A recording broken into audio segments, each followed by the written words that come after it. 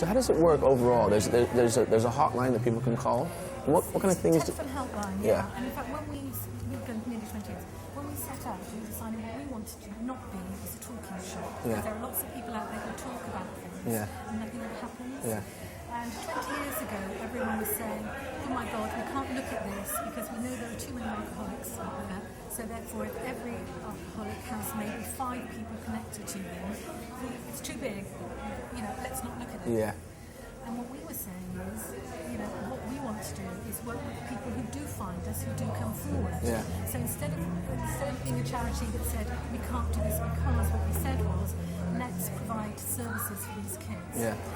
We set up the helpline because it's free. Yeah. And also they can remain completely anonymous. Yeah. You know, how can a 7, 8, 9, 10, 11-year-old say, excuse me, I'm going to go to this meeting at the end of my road tonight? Yeah. They won't. So telephone helpline is brilliant because we can't see them, they can't see us. Yeah.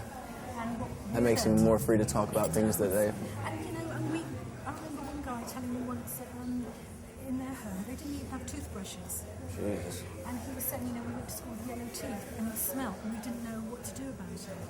And so kids with yellow teeth who smell can ring us and just be there. Yeah. They don't have to present anything. And the other thing is we work with kids where they are. It's not directional, so it's about what's happening in the minute. You know, and okay, what can I do for you right now? You know, things are really bad. What can we do? Can we think about getting you to a place of safety? Most kids don't want that because they love their parents. Yeah. And their parents love them. Yeah, it's just they've lost the ability to parent. Yeah.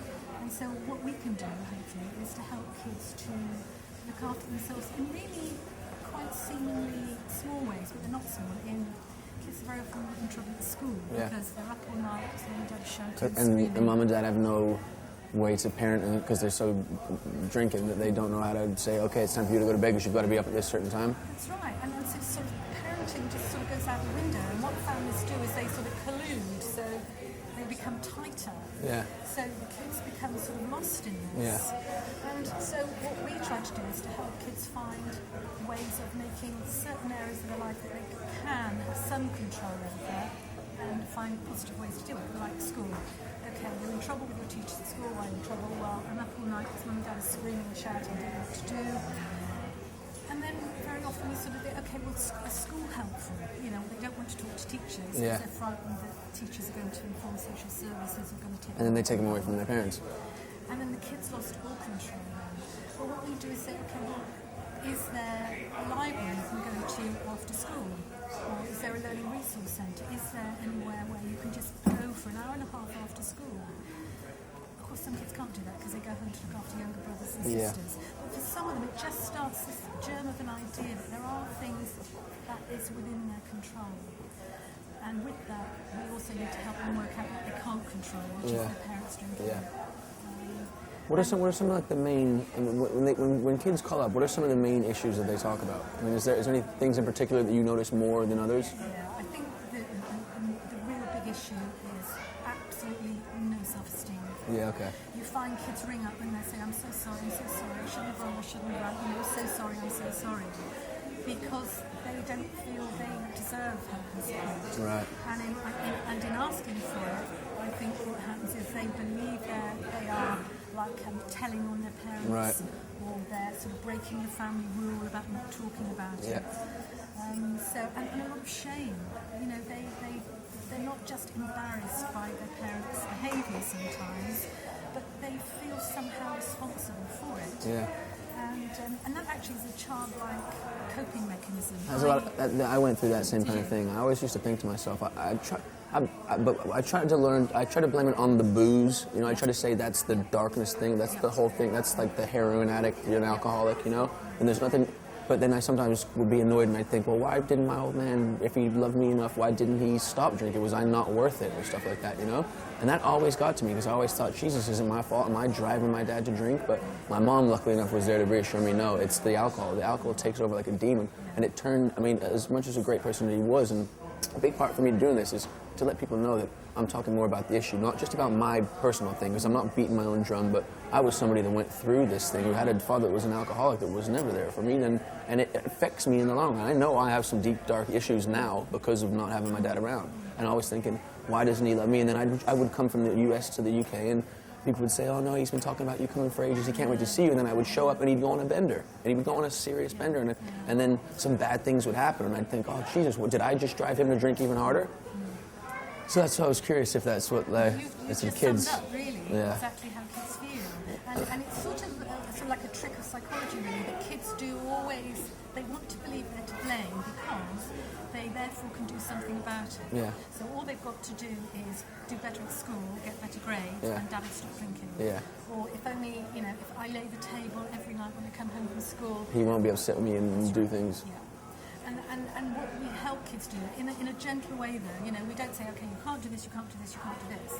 What we're always doing is helping kids to work things out for themselves. Because if we tell them what to do, apart from the fact that we don't actually know what's going on in their lives. You can just give the advice that you think is... That's right. We sort of don't give advice, but what we do is just get them to start looking at, what would you like to see happen? Yeah. And I don't like to win the lottery. Do nobody says that. Yeah. Nobody says, oh, I want to win the lottery and I want new parents. Nobody says that. Yeah. Because their expectations are really low. And they're just shocked that there's someone who is listening to them. Yeah. Well, we can, because we speak to some kids for years.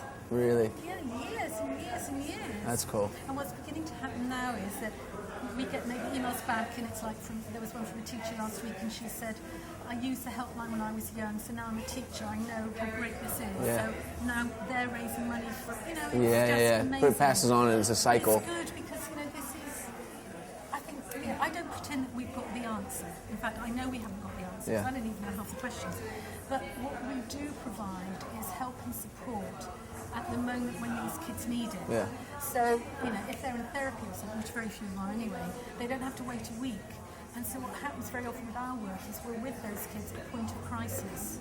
So if all's kicked off at home, and they're hiding under the bed, frightened, with a mobile phone, which most of them do have now, they may ring. Yeah. And you're there with them. When they're going through this traumatic experience. You're under the bed, and you're saying, that's nice. Are you safe? What's happening? And they tell you what's happening. And then we work out what we can do. And that's where the idea of telling bedtime stories came in. Yeah. Because one day on the helpline, this girl was under the bed. The parents had come back unexpectedly, and I remember being on the phone and thinking, this is awful. I'm under the bed with this kid, and there's nothing I can do. Yeah. Then I thought, if it's awful for you, what's it like for her? And with that, went back into, are you okay? And she wanted me to whisper, so I whispered. And then eventually I was saying, well, what can we do right now? What can I do now? And what she wanted was me not to go. That's what she wanted. Just needed someone there with her. Yeah, she didn't expect answers. She didn't expect a fairy godmother to come down to me. There was none of that. And I told her one of her favourite stories. Actually, I told her a story about herself and this pet. It's not a real pet. And that's so simple, but that's what all kids need, isn't it? That's what I find too. It's that you just want to have someone there that can say, I'm here with you this one, I'm dealing with the same thing.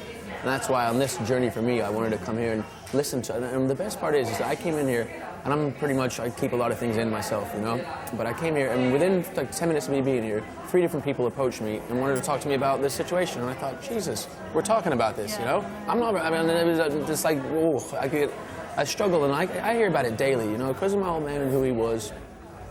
And I hear every day, your father's a legend. And sometimes I say to people, like, listen, I don't say actually, I just say thank you very much, but sometimes people will forget. For me personally, they forget, oh, he's still my dad and he's still somebody I had to deal with as an alcoholic, But the fact that I can come here now and skip the football a bit, skip the George Best, the Manchester United player, and talk to somebody about, okay, being the son of somebody that has serious drink problem and how does it affect them.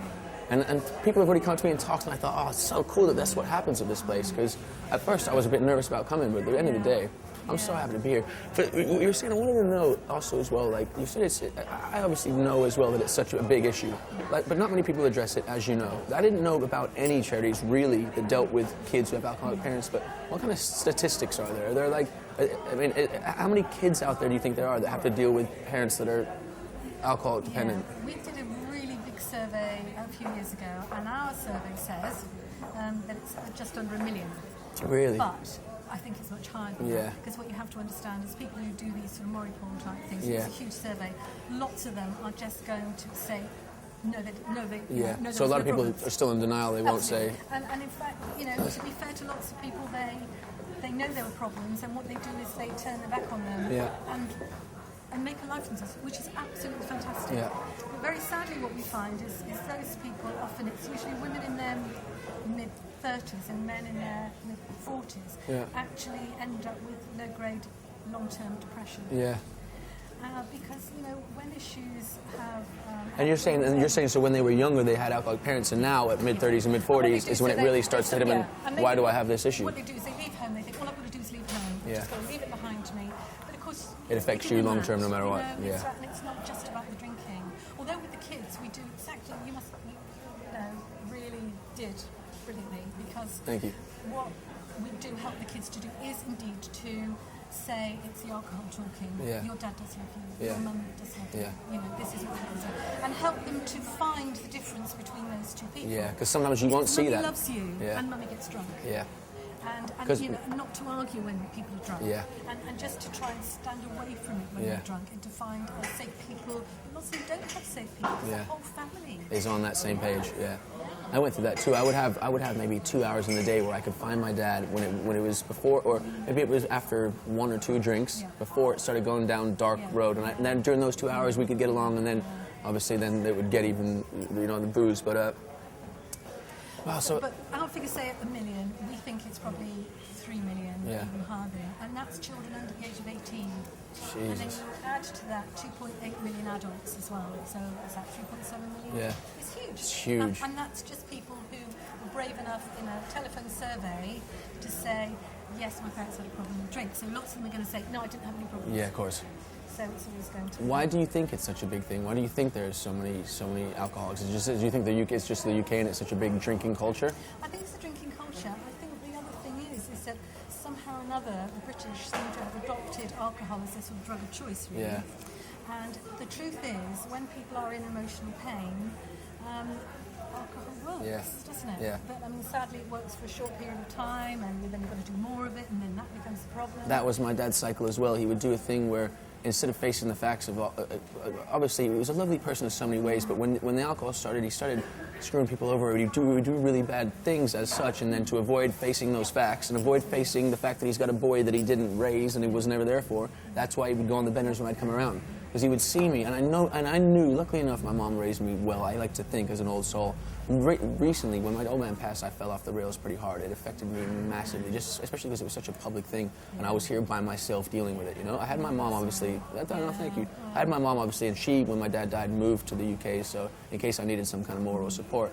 But when it happened, I fell off hard, and the big problem with the UK, too, is I don't want to be nasty to the press, but at some point, maybe for a week, they were a bit caring about it, and then it was like, well, oh, no, he's just out getting pissed, and it's like, well, I've just recently put myself in a position where I think, why did I just go and do those drugs? Why did I just go and get completely pissed? Because I fell off hard, I just lost my old man that I was searching for a father figure for so long, and then it was too late, and now I'm just kind of putting it all into terms, and that's why I'm doing something like this, so I can maybe go down this path and this journey and figure out why maybe I've done certain things or why I am how I am. And luckily, if I kind of think I know that already, that if I don't face things, if I don't find out what this or help other people and find out other people's stories, because you could have these demons inside you forever, and then 10 years down the line, when I'm 40 years old, I can think, why don't I have a wife? Why don't I have, what are my commitment issues all about, because of this thing that happened with an alcoholic parent.